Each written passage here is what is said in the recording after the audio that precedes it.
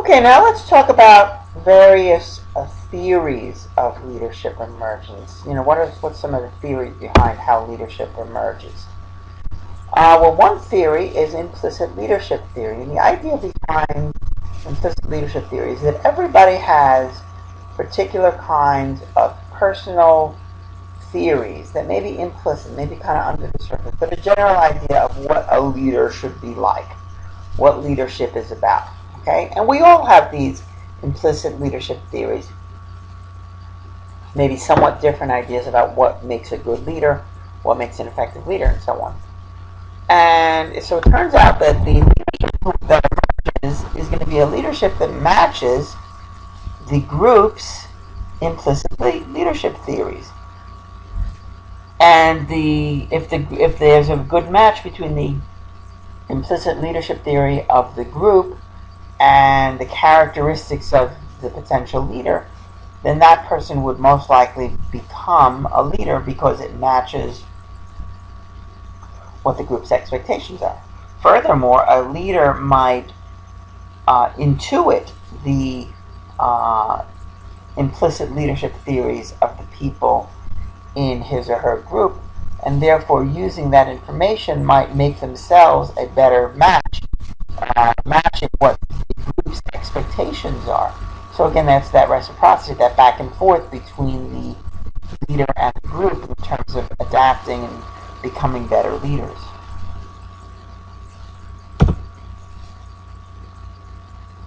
Okay? Some people, again, maybe the prototypical leader for some people might be more of a task leader, while others might be more of a relationship leader. So this, the people are going to prefer somebody who matches their particular point of view. But of course, it could also make you more biased in terms of how you interpret the behaviors of the leader itself. For example, let's say your implicit leadership theory reflects more of friendliness. That friendliness is a big part of your implicit leadership theory. Well, how are you going to relate to a relationship, socio-emotional oriented leader? You're going to rate them pretty highly. But what if your implicit leadership theory is about getting the task done, getting the job done, being the group on the task, and emotions aren't that important to you? Well, then you're going to rate that particular leader pretty low. So your relationship-oriented person who has that particular theory is going to relate. It's going to affect how they evaluate a relationship-oriented leader. Now, a task leader, if you believe a leader should be friendly, well, a task leader isn't going to be that friendly. They're going to be more job-focused.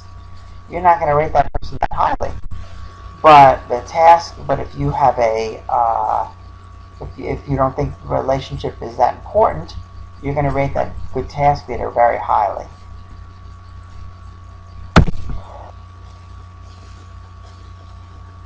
The Globe study of leadership described in the textbook takes a cross-cultural analysis and basically shows that there are some universal characteristics that are appreciated as for good leaders, but that there are many that in different cultures, different styles of leadership, perhaps different kinds.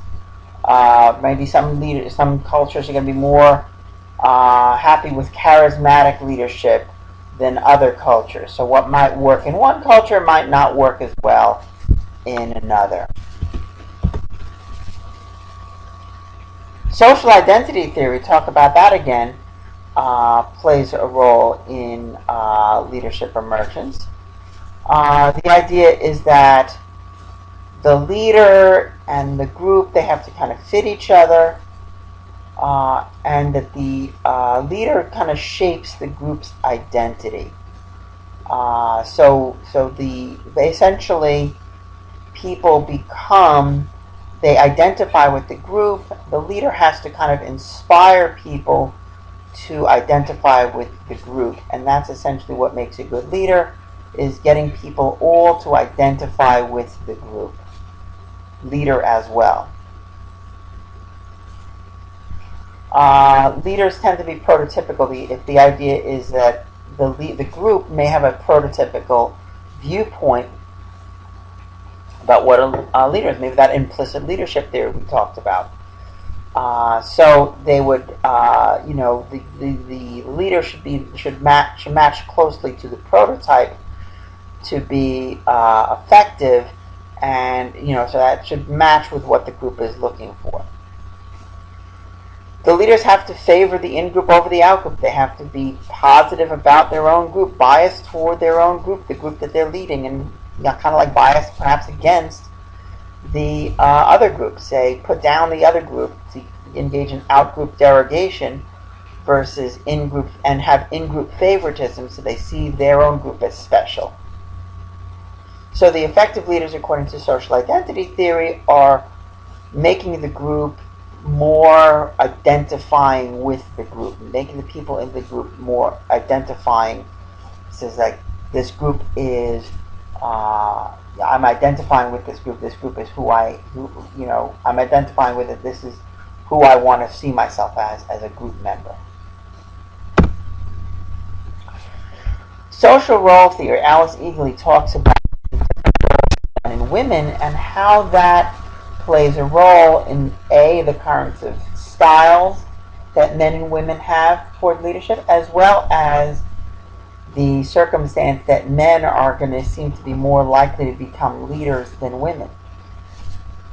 One of the ideas is that for men, the concept of agency and autonomy, being forceful, task-focused, making decisions easily, these are fitting in with male gender roles in that, and therefore these male gender roles kind of fits in with what is expected in a leader. So it's these particular male gender roles that develop, and again they develop because of the powerful positions that men have in our society.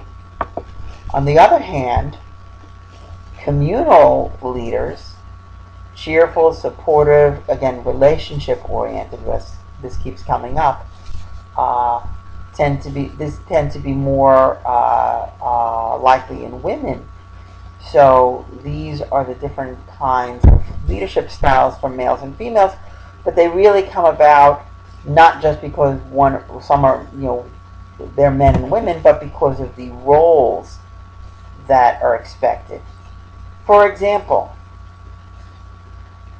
tell me what your opinion of a woman who is forceful, task-focused, dominant, individualistic, and ambitious.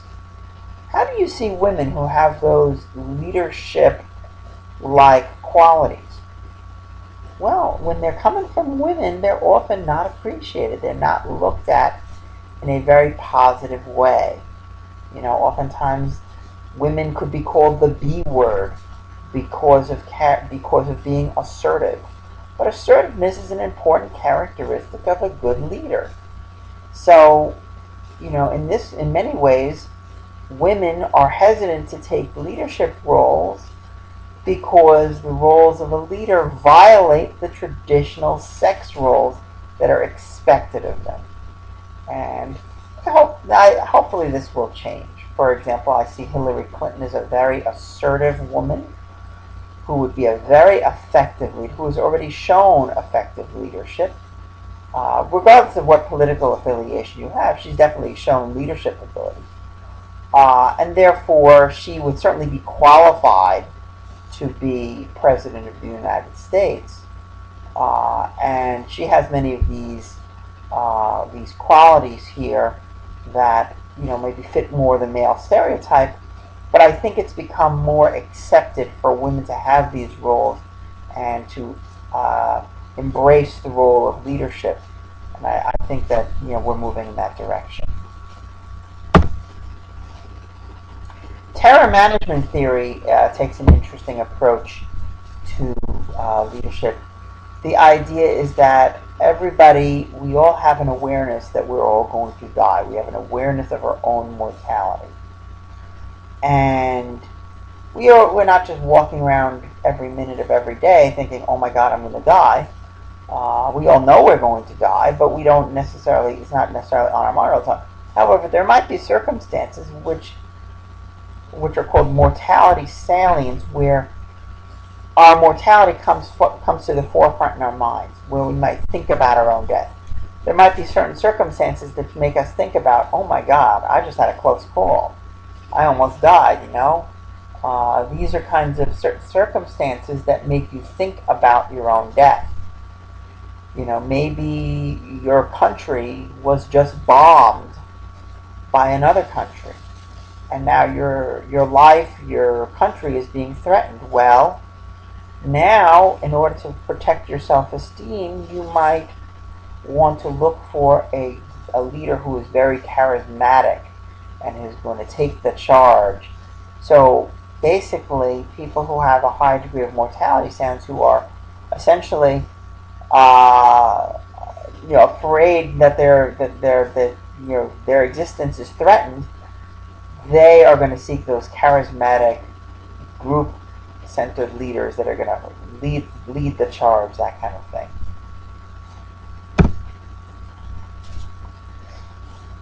And it seems that while task-oriented leaders are highly rated, whether or not you are mortality salient, but the charismatic leaders are more highly rated when the raters are asked to think about their own mortality.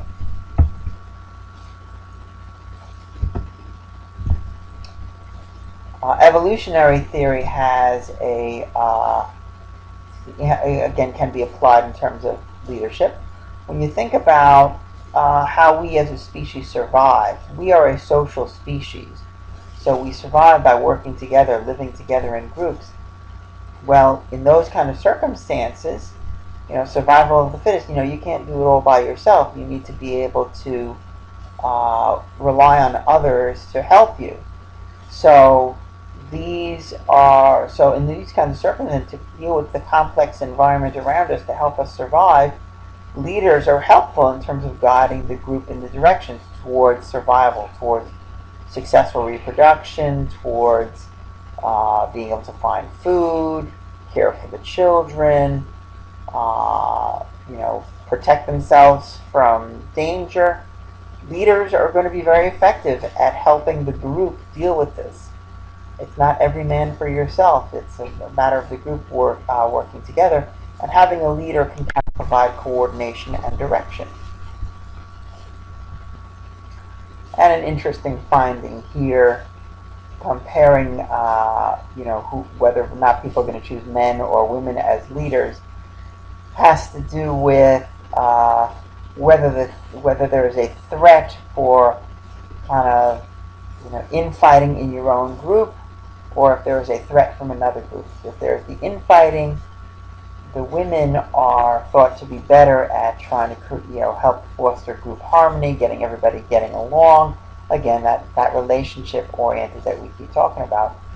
On the other hand, if there is a threat from outside and the group perhaps has to mobilize to prepare itself, perhaps in those kind of cases, the men are preferred over women in those kind of inter-conflict, where there is a potential conflict with another group. So again, it kind of fits in, and the idea being that I guess you could think of that as task-oriented too, where the task of trying to protect itself and fight and prepare to fight the other group seems like a task that needs to be completed. And it's not about making everybody feel better about themselves, it's about getting the job done.